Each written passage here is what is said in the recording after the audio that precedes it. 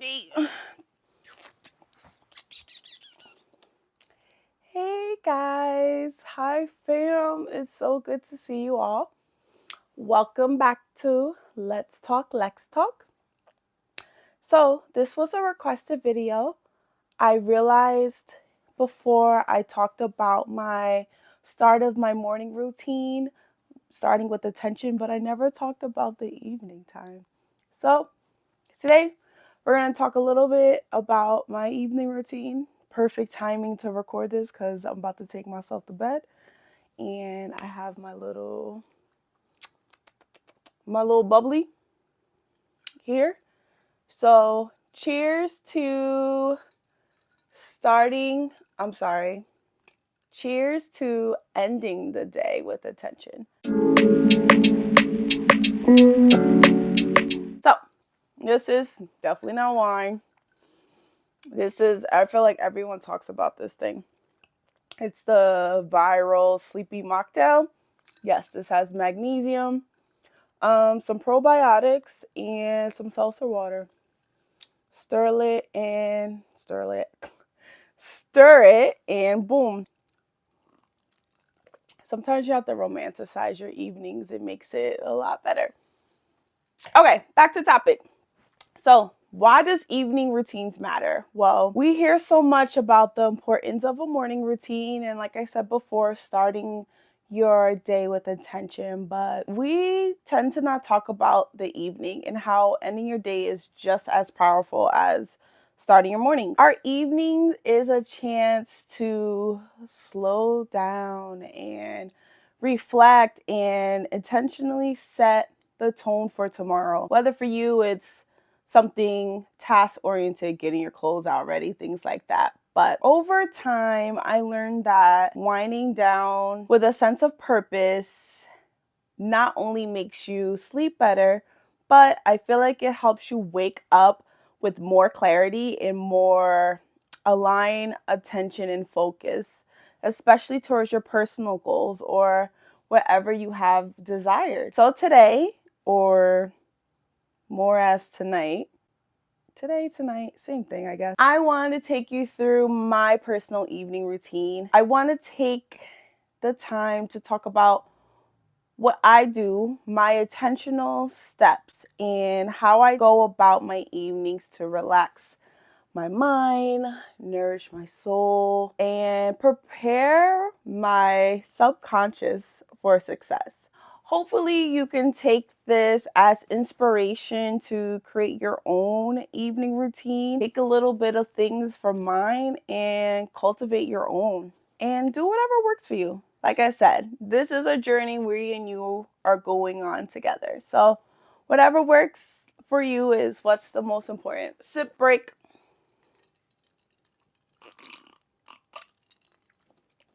Telling you guys have to have like a drink in the evening.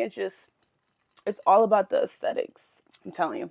Anyway, so step 1, setting the environment for relaxation. So creating a calm environment is the first step, and I feel like it's the most important step to start winding down. Our surroundings play a huge part or a huge role in how you feel, ultimately how well you sleep. I would love to light a candle, but safety, don't do it. Light a couple of incense here and there, sage myself, sage my body, set the tone. So another thing that I do for my environment is that I lower the lights.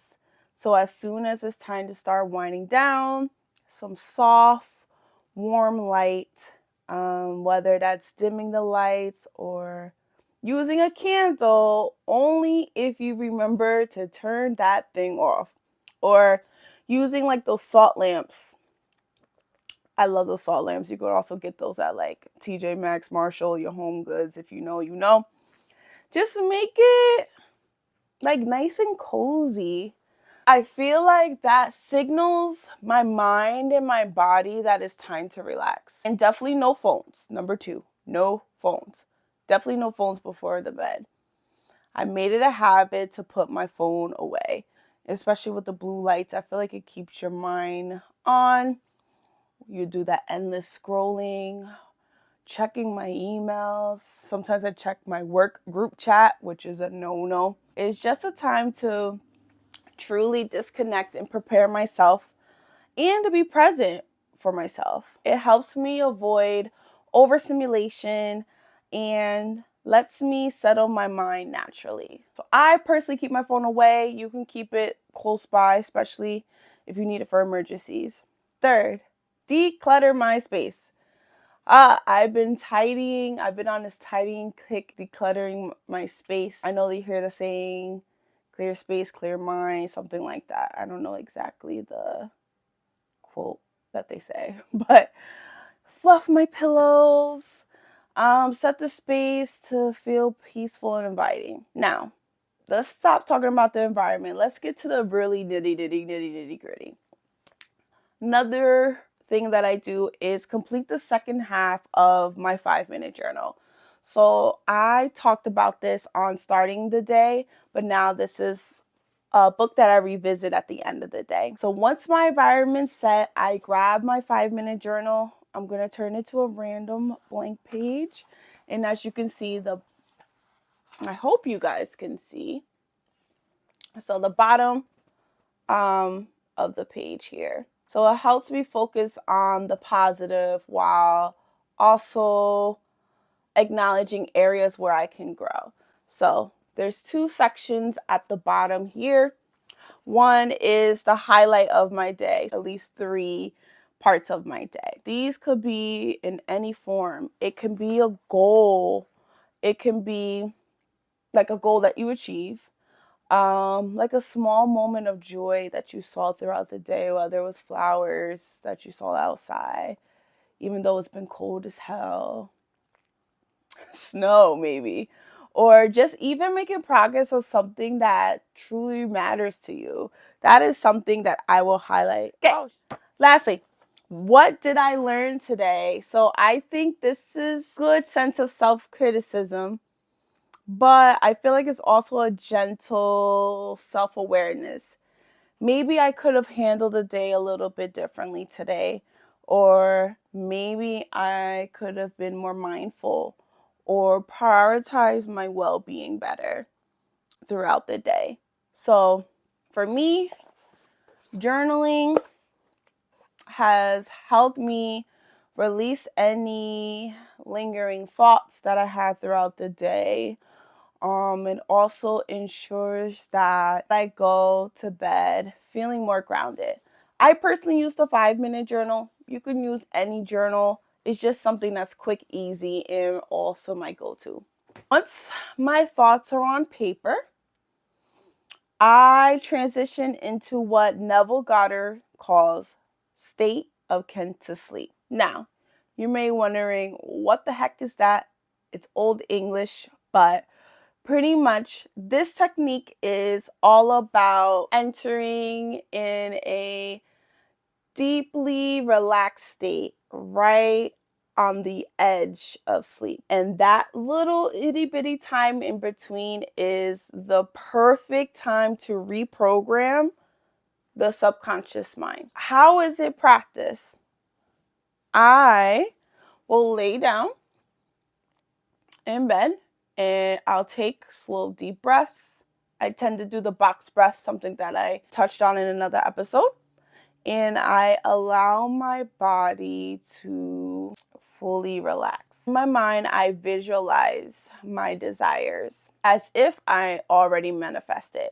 So whether it's a goal or a feeling of inner peace or something that I'm working towards, the key here is to truly feel the emotions associated with the desire. So I let the feeling of joy or abundance or fulfillment wash over me as it already is really happening in my reality. Another sip break. When you tend to start talking, your throat gets dry. So this practice is a game changer. It helps me align with my goals as I'm feeling positive and intentional. So that kind of rolls over to my day. Another one is listening to my own affirmations before bed. First, I want to say this caveat. I know sometimes hearing your voice, sometimes you hear it, it sounds cringy, especially like on recording. Trust me, I feel the same way since starting this podcast about hearing my voice back. But for me, your body knows how you sound. So sometimes if you're saying something that's not believable, it doesn't hit just as if somebody else were to tell you. Like, you are incredible, you are amazing, you are worthy. But hearing yourself saying it sometimes could be a little wonky. It sounds a little off. It doesn't sound real. But your brain and your subconscious knows what you sound like. So another way I can sneak in these positive affirmations is actually have a recording of myself saying these positive affirmation or these positive words to myself, especially when I'm asleep, as my subconscious is already wide open. This practice is incredibly powerful because the subconscious mind is the most receptive right before you go to sleep. Like I mentioned earlier, your brain is literally just wide open. My go-to affirmations are, and I have this actually posted at work on the side. I have affirmations all over, words and stickies everywhere. But one of my favorite ones is, I'm exactly where I am meant to be. And everything is unfolding for my highest good. Another one is, I trust the timing of my life. And I know that everything is aligning for me. Another one off the top of my head that I feel like is already programmed in me is, peace is within me, no matter what is happening around me. That is a really good one, especially in the times that we're in. Listening to my own voice has helped me reinforce my beliefs, and it allows me to drift off in this empowering, wonderful thoughts playing in the background. So, I won't lie. There are nights when I'm too tired or extremely exhausted. If you work in healthcare, you know what that means. And I am so tempted to just skip over the routine that I even just said. But I want to remind you that showing up consistently, even in small ways, makes a huge difference. So if I'm feeling really tired one day, I might just go straight to playing my affirmations, because that's one click that I can just play on my speaker. Or if it's just doing the journal and I'm just journaling, even just a little bit of just time and silence for myself, meditating. Just make sure that you at least dedicate a little bit of time for yourself, because I'm sure you're spreading yourself thin throughout the day. So if you're trying to build your evening routine or things of that sort, remember to give yourself grace. As I said that in previous episode, it is not about being perfect. So just cut it. It's just not about being perfect. It never was. It's about creating moments that will nurture you and bring about peace in your life. If you take nothing that I said in this episode, just take this. Tonight, as you go and wind your little head to bed, I encourage you to take some time tonight. Create your own evening routine or your own evening ritual. Make it juicy. Whether it's journaling, setting the tone for your environment to make it a peaceful, restful place, visualizing, or simply just putting your phone away an hour before bed. Find what works for you. But most importantly, try to stick with it. All right, y'all. As I'm about to take my butt to bed, I got my scarf. Is it over here? Yep, right here. She ready. All right, thank you. Thank you guys for tuning in to Let's Talk, Lex Talk. If you found this episode helpful, be sure to subscribe. You guys can also follow me on Instagram. It's at talkswithlex_ for more content and more updates. Until next time, sleep well, and we'll talk soon. Bye for now.